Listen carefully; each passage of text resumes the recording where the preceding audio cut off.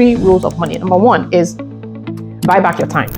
What do I mean by this? You have to do like a cost-benefit analysis, right, with your time. So time is finite. There's only a limited amount of time that we have, on this earth, or productive time that we have, right? Unlike people say, oh, money is, money is finite. No, money is infinite. Money is circulation.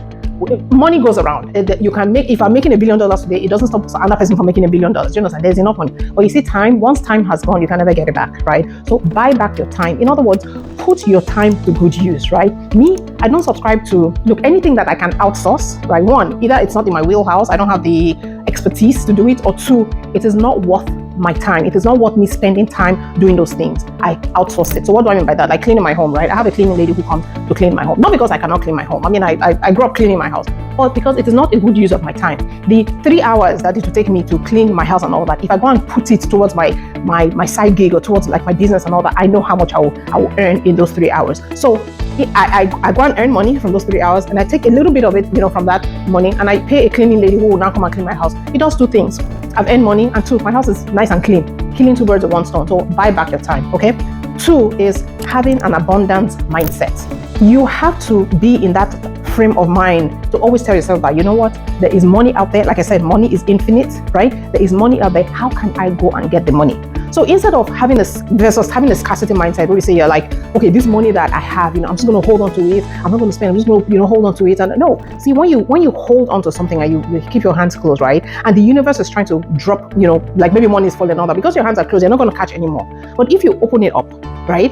And yes, when you open it up, yes, some of it will spill, but guess what? Some of it will then enter your hand. That's how it works. Let me give you an example of an abundance mindset versus a scarcity mindset.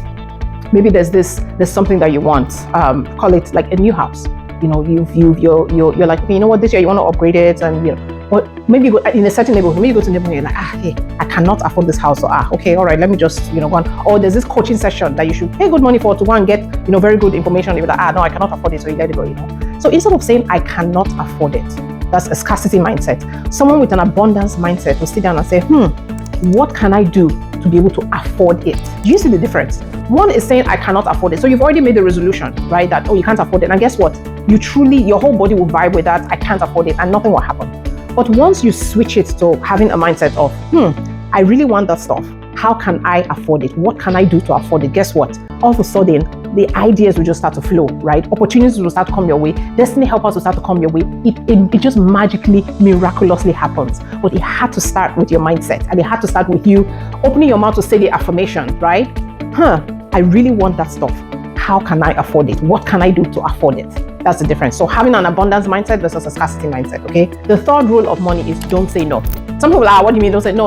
In the context of, when you have a job, let's say you're a business owner, or you're running a side gig, or you have the skills and all that, if someone comes to you and say, hey, I have this job that I want you to do, and this is what X, Y, Z and all that, even if you don't know how to do it just right then, just listening to it, and all that, don't say no. Just say, accept it, then you go figure it out. Now, I'm not saying if someone comes to you with some impossible task that you clearly do not have the skill sets for. So for example, if someone comes to me and say, hey, I want you to come and help me, code.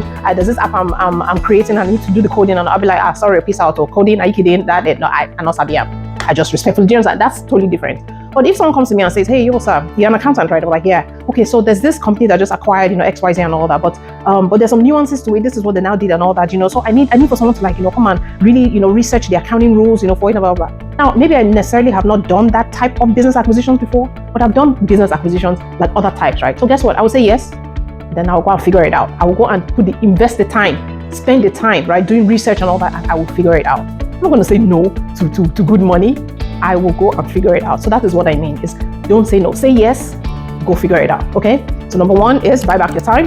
And 2 is having an abundance mindset versus a scarcity mindset, right? So let's shift the mentality from I can't do this, or I can't afford it, to how can I afford it? What can I do to afford it? Then number 3 is don't say no. You say yes. You say if someone brings a business opportunity to you, or like a job, or like a project and all that is in your wheelhouse, but maybe you've just not really done that type before, just say yes, accept it, and then you go figure it out. Okay? So we can do this 2026. No dulling, no dulling. By the way, I'm Yobosa. I help tame your mind, your body, and your money. Drop me comments below. What else, or how else, or what else do you think we should be doing in 2026? To generate this abundance mindset. I'd love to hear from you. Okay?